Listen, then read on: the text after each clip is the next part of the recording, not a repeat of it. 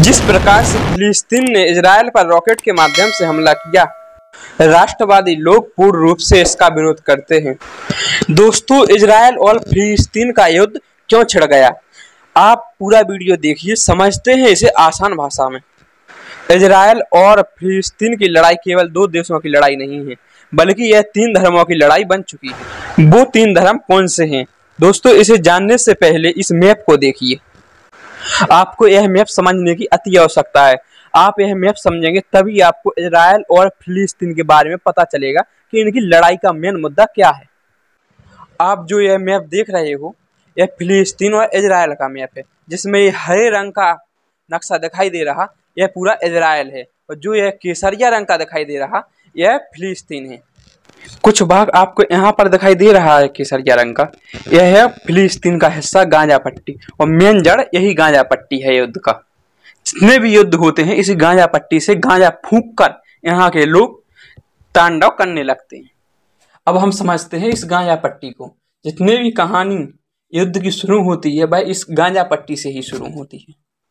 अब दोस्तों, आप इसे समझिए, यह गांजा पट्टी में मेन लड़ाई होती क्यों है, वह तीन धर्मों का मुख्य स्थल क्या है जिसकी वजह से हमेशा दो देशों में लड़ाई होती रहती है। गांजा पट्टी में यरूशलेम नाम का एक पवित्र स्थान है, जिसे मुस्लिम अपना पवित्र स्थान मानते हैं। मक्का मदीना के बाद सबसे बड़ा दूसरा पवित्र स्थान मुसलमानों का वही है, और उसी स्थान को ईसाई दावा करते हैं कि हमारे ईसा मसीह ने यहीं पर अपनी जान दी थी और पुनः जीवित यहीं पर हुए थे। दोस्तों, इसे देखिए, यह यरूशलेम नामक स्थान है।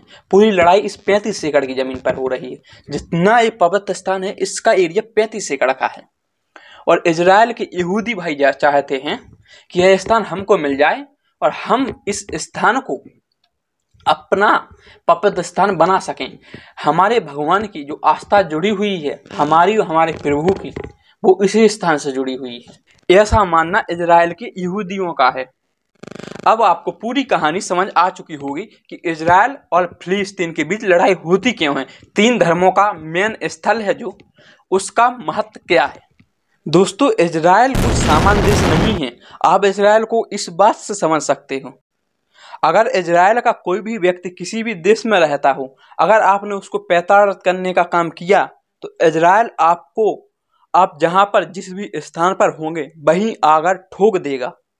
इजराइल ने इतनी महान भयंकर शक्ति, शिक्षा और तकनीकी के आधार पर हासिल की है। दोस्तों, आपको वीडियो पसंद आई हो तो लाइक कीजिए, चैनल को सब्सक्राइब कीजिए। आपका समर्थन हमारे लिए सार्थक होगा। जय हिंद, जय राष्ट्रवाद।